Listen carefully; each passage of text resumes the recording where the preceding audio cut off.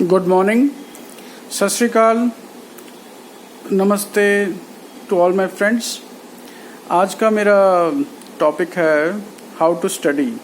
आपको जैसे कोई सब्जेक्ट पढ़ना है, उसको स्टडी कैसी करनी है, किस टाइप की स्टडी मतलब होती है। तो इसके लिए एक टेक्निक्स होती हैं जिसको हम बोलते हैं मेमोरी मैप्स टेक्निक्स। इसके लिए मैं एक और वीडियो बनाऊंगा अलग से, उसके लिए एक काफ़ी लंबा टॉपिक है।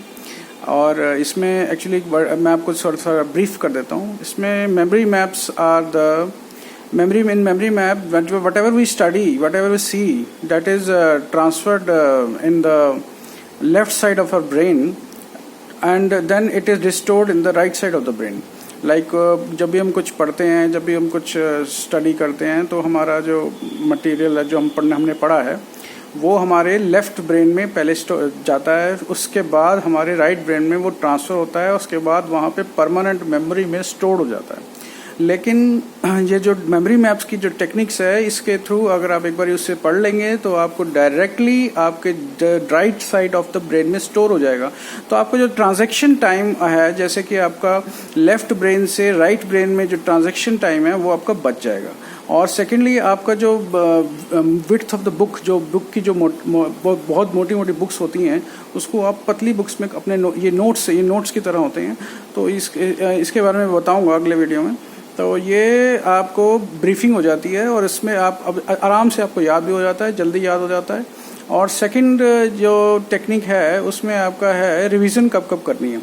जैसे आपने कुछ पढ़ा तो उसके बाद आपको रिवीजन कब करनी है। रिवीजन करनी है जैसे आज आपने कुछ पढ़ा तो कल सुबह आप उठो, उसको रिवाइज कर लो in one day. First is one day में आपने उसको याद कर लिया, रिवाइज कर लिया। नेक्स्ट इज वन वीक के बाद आप उसको रिवाइज कर लीजिए, एग्जैक्टली 1 वीक के बाद। उसके बाद आप 1 मंथ के बाद रिवाइज कीजिए, उसके बाद आप 2 मंथ्स के बाद रिवाइज कीजिए।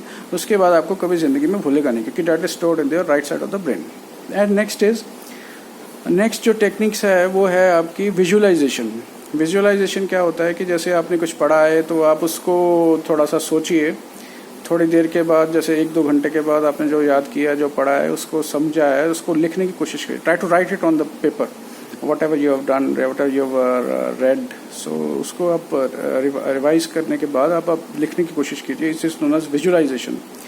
और बाकी तो आपको मैथ्स की तो आपको प्रैक्टिस करते रहना है, उसकी तो प्रैक्टिस के बिना कुछ काम नहीं होता। बाकी सब्जेक्ट्स के लिए ये सब टेक्निक्स हैं।